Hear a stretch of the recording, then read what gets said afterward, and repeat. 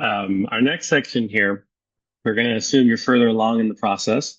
We have our quotes that we've gotten in, and we're trying to make sense of it all. How do we make sure that we pick the best one available to us? Well, let's take a look at some information here. It really comes down to having a bit of education yourself and knowing enough about dust collection so that you can make an informed decision. So we always say that our favorite customers are ones that appreciate learning about the equipment, learning about the process, and then being educated.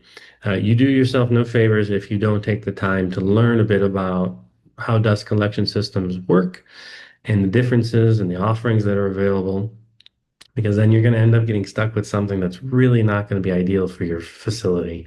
And sadly, we see quite often where we're called in after the fact to deal with the system. It just isn't the right style, it's the wrong size, or just a project that's been executed poorly, and all the problems that stay with the plan for many years to come.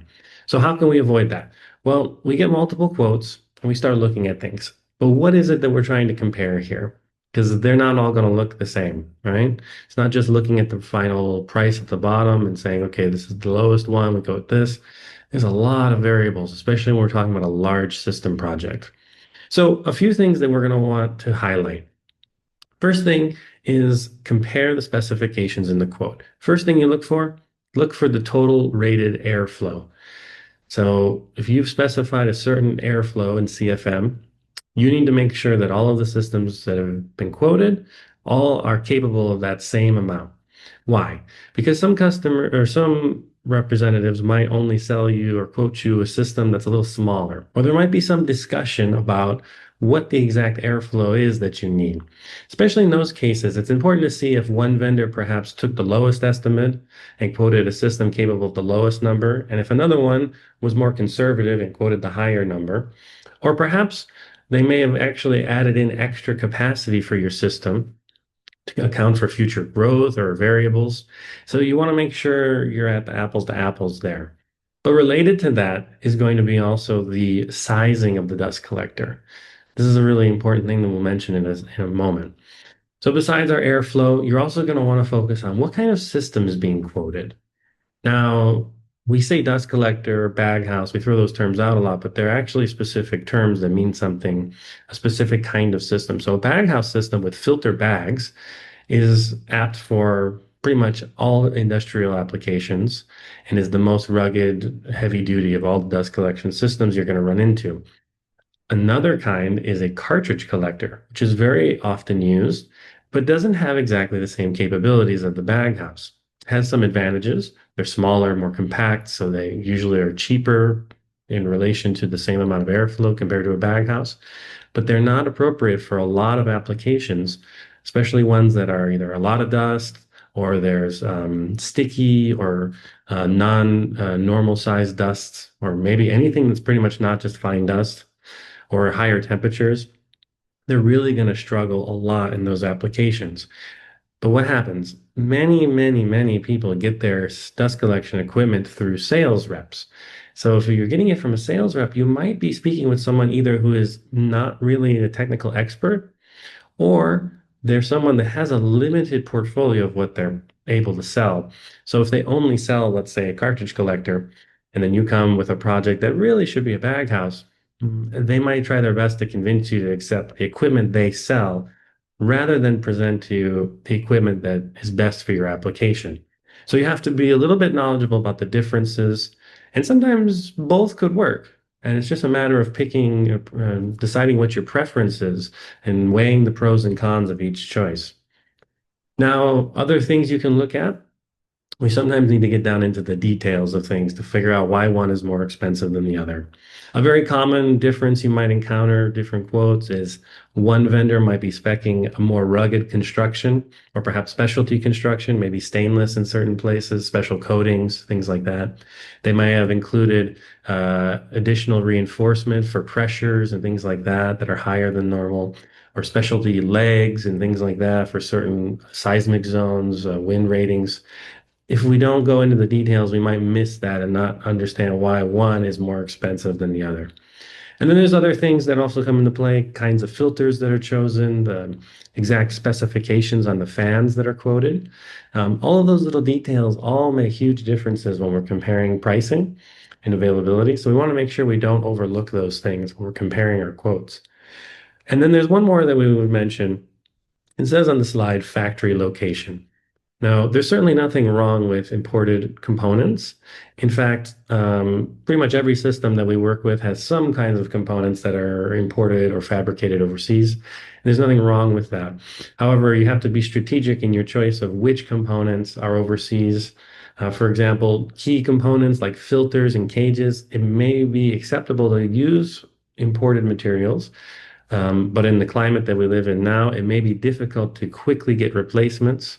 So you might want to consider that as a pros and cons when evaluating where certain equipment is made, where it's coming from. Some things are very good overseas. In fact, some are better than things made domestically. But it all has to be evaluated on the merits. And we have here, pay attention to hidden costs. So we're not going to give you a long list of everything that could go wrong and add to it, but we'll just mention a couple quick ones here. One is that's very common is the sizing of the application. So we often say undersized for the application. Baghouse Company 1 comes and says, okay, you need 10,000 CFM system. Okay, I propose we use a baghouse that has 100 filter bags and it costs this much. Another vendor, baghouse vendor B comes and says, okay, you need 10,000 CFM system. I propose we use a baghouse with 50 filters in it and it will cost this much. It'll be cheaper, right? Well, there is no police that says what is or is not acceptable sizing for things, but definitely there are vendors out there that push it and that will quote you much more aggressively sized systems than you like. Sometimes end users like yourselves might not even know what a properly functioning system is because you've only ever seen systems that have been undersized. For you, it might be strange when you hear us say that the dust collector, you put the new filters in, close the door, and it stays like that 2, 3, 4, 5 years, and then you come back and change the filters and there's no problems. That might sound like a crazy dream. Often it's because you've only ever worked with systems that are either the wrong style or undersized for your application. And those are the kinds of problems that happen. More frequent breakdowns. You have more plugging. You have shorter filter life, higher emissions, higher operating costs. All of those things come into play when it's a undersized system. And it's a very common sales tactic, unfortunately, we see from some vendors. So you really have to pay close attention to that. Another very common one is using equipment that has a proprietary design. Some instances, this is acceptable and advantageous if we have a really good design. But sadly, in many times in the industry, we see this being used in order to lock you in, so to speak, to higher costs down the road and winning your business up front with a lower capital cost. If we go to the next slide, we can see an example of a very generic, nondescript quote. Doesn't really describe much, maybe just kind of says the name of the unit, a few basic things, and that's it. Now, we're all about keeping things simple here, and we think that uncluttered and nice, neat, good writing is a very good sign. But sometimes you need all those details, right? And they're not superfluous. You need details to make good decisions. So instead, you really should take that as a warning sign when it comes in and looks like that. If you go to the next one, you can see something that's a little bit more specific. Here we have a quote that's got an introduction explaining the basics of what's being quoted, the sizing, any kind of big picture kind of concepts. Clearly spells out the model, the sizing. It clearly spells out the total CFM being quoted, the ratings for the fans, things down to the air to cloth ratio, so you know what the sizing is. And we have a lot of details and drawings and things like that, all included in the quote there. Next slide, please.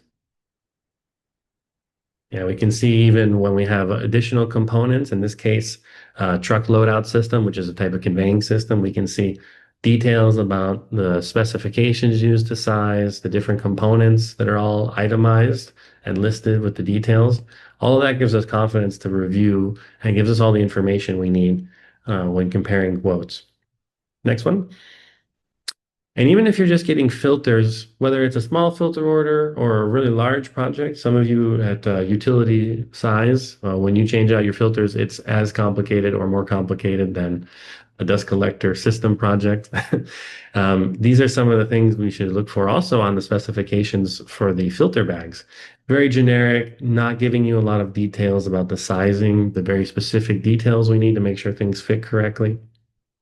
We go to the next one though, we can see a better example. We have details about the filters, the sizing, exact calling out of all the parts.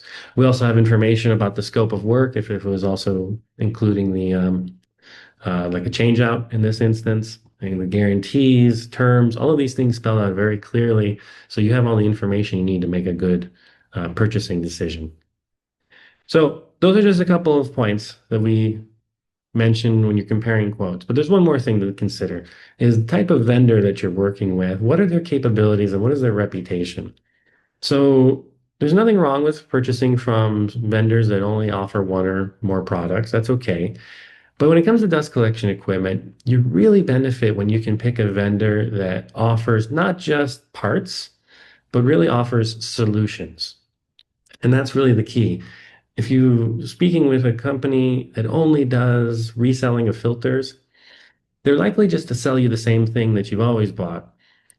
In comparison, if you're speaking with someone that's a full service company, someone that's a manufacturer, as well as a filter and aftermarket parts supplier, it's also an installer, that's also a trainer and does system audits. When you call them and ask for your filter, they're going to be able to know if something's off. They're going to ask you some questions. You might find out you've been using something that's less than ideal this whole time.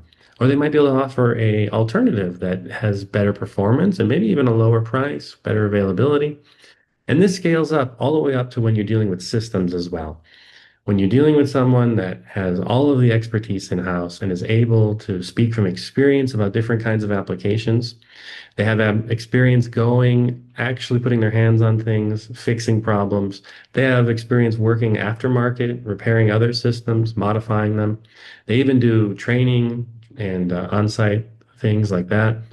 That vendor is often going to have a wealth of experience and knowledge that they can share throughout the process that really is difficult to measure just in a few dollars or cents. So when comparing that final number, if one is a little bit more than the other, look at the capabilities and reputation of the vendor and really decide whether it's worth it or not to just chase saving a few pennies to give up on all of that information as well as the reputation and experience of a different vendor who might just be a few pennies more. And in doing so, you're going to make sure you don't overlook the best option that you have, which not necessarily is just the final price at the bottom.